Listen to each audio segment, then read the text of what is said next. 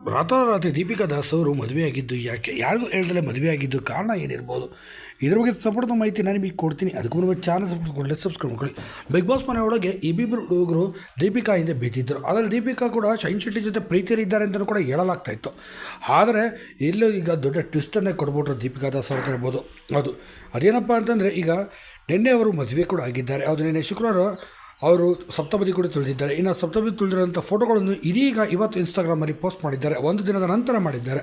ಏನು ಹುಡುಗ ಯಾರು ಅಂತ ಸ್ವಲ್ಪ ಮಟ್ಟಿಗೆ ಮೂಲ ಕೆಣಕ್ತಾ ಹೋದರೆ, ಹುಡುಗ ಒಬ್ಬ ಫಾರಿನ್ ರಿಟರ್ನ್ ಅಂತ ಗೊತ್ತಾಗಿದೆ. ಅವನು ಆ ಥರ ಕಂಪ್ಯೂಟರ್ ಇಂಜಿನಿಯರ್ ಕೂಡ ಆಗಿದ್ದಾನೆ ಅಂತ ಹೇಳಲಾಗಿದೆ. ದೊಡ್ಡ ಕಂಪನಿ ಓನರ್ ಕೂಡ ಆಗಿದ್ದಾನೆ ಅಮೆರಿಕಾದಲ್ಲಿ ಅಂತ ಹೇಳಲಾಗಿದೆ. ಇದೆಲ್ಲ ನೋಡಿ ಆತನನ್ನೇ ಮದುವೆ ಆಗಿದ್ದಾರೆ ಅಂತಲೂ ಕೂಡ ಹೇಳಲಾಗ್ತಾ ಇದೆ.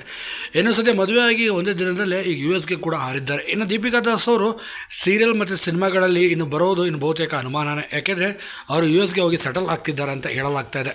ಹೌದು, ಅದೇ ಕಾರಣಕ್ಕಾಗಿ ದೀಪಿಕಾ ದಾಸ್ ಅವರು ಫಾರಿನ್ ಹುಡುಗನನ್ನು ಮದುವೆ ಆಗಿದ್ದಾರೆ. ಇದೆಲ್ಲೂ ಕೂಡ ಹೇಳ್ಕೊಂಡಿಲ್ಲ. ಇನ್ನು ಅವರ ತೀರ ಆತ್ಮೀಯರಿಗೆ ಮಾತ್ರ ಈ ಮದುವೆ ಆಗಿರೋದು ಗೊತ್ತಾಗಿದೆ.